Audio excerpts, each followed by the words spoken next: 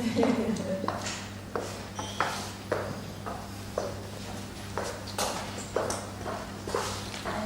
morning, ladies and gentlemen. I'm Nqabisa from Nqabisa, a teacher from Government High School. I will begin by introducing ourselves as a group of educators who have developed our own living educational theories from our practices as we are trying to improve it. We've been generating these theories through the process of thinking.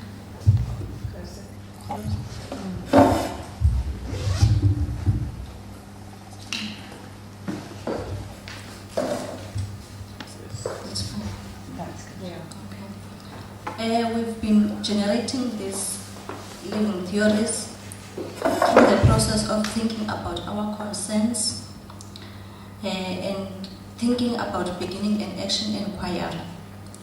In this MA program, we've been studying our own educational development, and this gave us an opportunity to reflect on our work, to critically reflect on our work, to communicate our values, negotiating our values, and also show how do we try to live those values in our practice. We are researching our practice in relation to our learners, to our colleagues, to the Department of Education. We are the subject of the research. As we are trying to answer the question, how do we improve our practice? And also, we've positioned ourselves at the center of the research. At the center of the research, it's us. As Whitehead 1989 argues that in action research, the focus is the living eye. In presenting our work, we have used a set of critical questions as a methodological framework, and these questions have been developed by McNiff and Whitehead 2006. These questions are as follows. What were our concerns before we begin this action inquiry? What were our concerns? Why were we concerned? How did we show the situation as it is and as it developed? What did we do about the situation?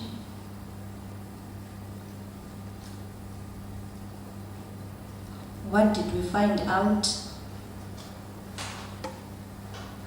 How did we check that our conclusions are fair and accurate?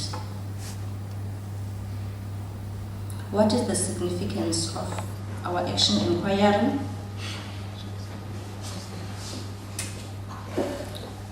How did we modify our practices and ideas in light of our evaluations? And as I have already mentioned, that these questions have been developed by Whitehead and McNiff 2006. My main contribution for the day is to share with you our concerns, what bothered us in our schools. Before I can reveal our concerns, I would like to draw on McNiff 2008's work when she argues that the approach to an educational inquiry is to first discover the concerns and also the need to offer reasons of those concerns. And that will give us a basis of what can be done to change the situations.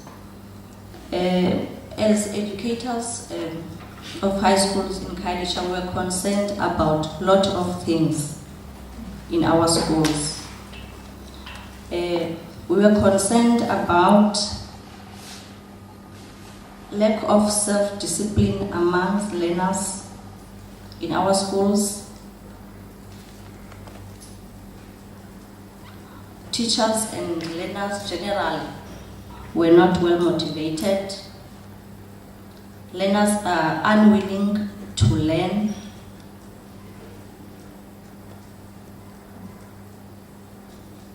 They do not demonstrate enthusiasm or love for learning.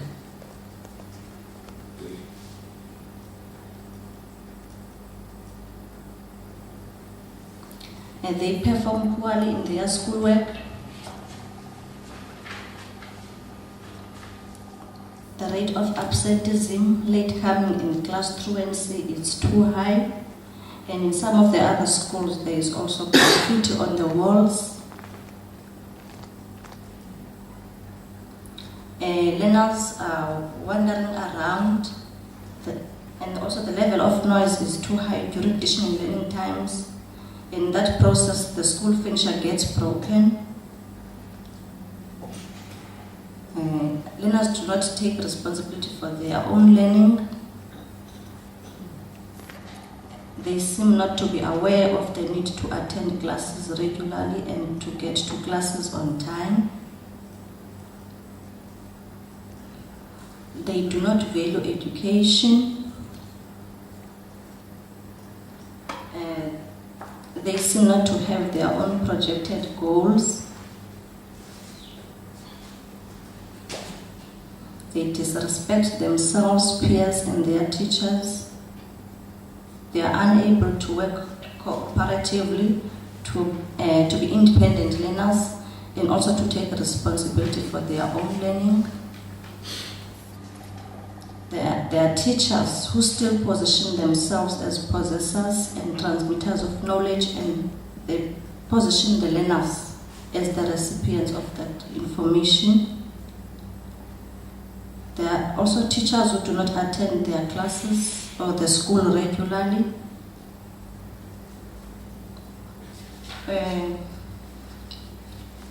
Those were our concerns. I was just giving the picture of how we come out to develop these concerns. As we're a group of educators coming from different high schools in Khayelitsha, we have realized that we have a similar or common concerns, and the resemblance is shown by the nature of our research questions.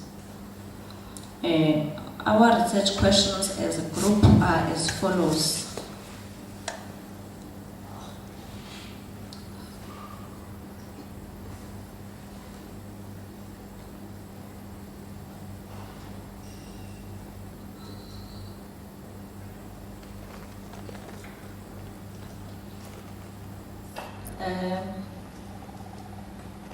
One group member, a research question is, how can I improve my practice, thereby helping my learners to improve the quality of learning mathematics?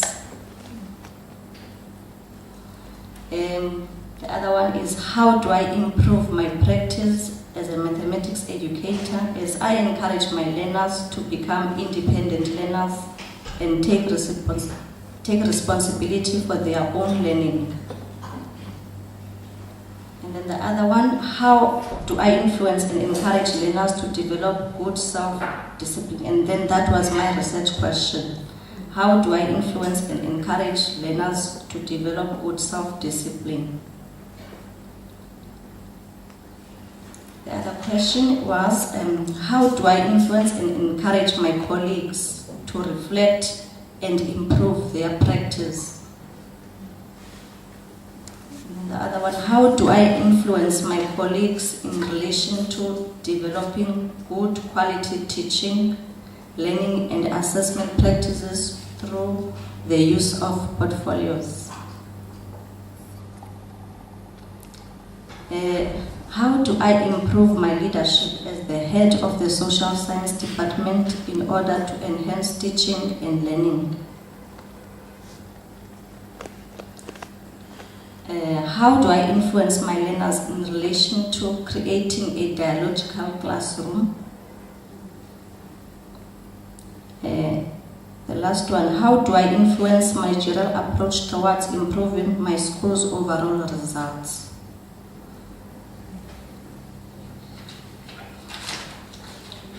And to conclude,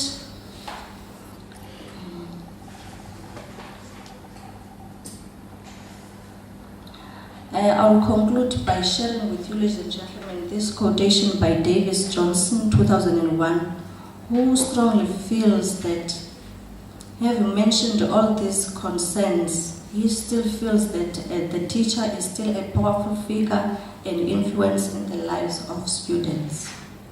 Thank you very much.